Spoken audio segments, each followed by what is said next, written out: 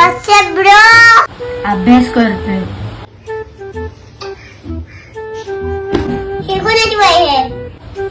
मित्राची. कॉपी करतोय. करावी लागते.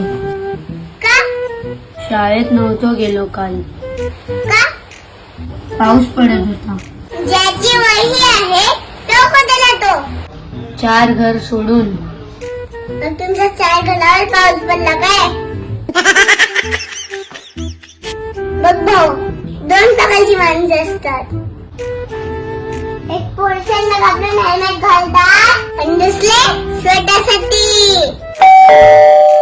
अभ्यास करणाऱ्यामध्ये पण 2 प्रकारचे विद्यार्थी असतात.